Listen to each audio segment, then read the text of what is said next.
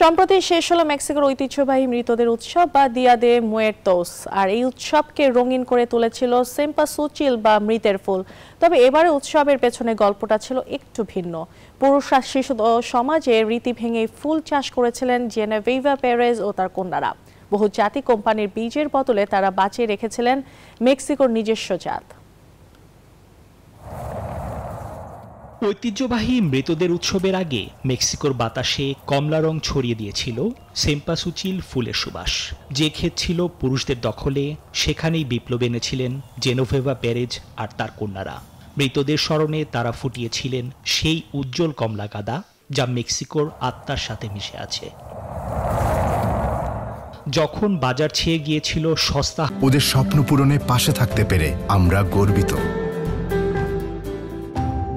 Hybrid বীজে তারা আগলে রেখেছিলেন দেশের মাটির বীজকে। কীটনাশকের বদলে শুধু হাতে আগাছা উপড়ে বাঁচিয়েছিলেন মৌমাছি আর মাটির প্রাণ। তাদের লড়াইটা ছিল শুধু ফুল বাঁচানোর নয়, ভবিষ্যৎ বাঁচানোরও।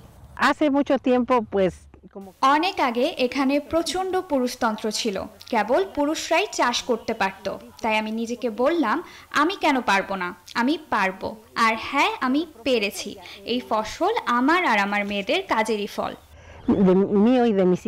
তাদের এই ফুল চাষ শুধু পরিবারকেই নয়, কর্মসংস্থান জুগিয়েছিল এলাকার আরও অনেক মানুষের। দিয়া দে মুয়ের্তোস উৎসবের আগে ডক্সির সেই সেম্পাসুচিল পৌঁছে গিয়েছিল মেক্সিকো সিটির অলিতে গলিতে, প্রতিটি বাড়ির বেদিতে। এভাবেই মা মেয়ের হাত ধরে টিকে রইল এক রঙিন সংস্কৃতি। নিবির আমিন, নিউজ 24।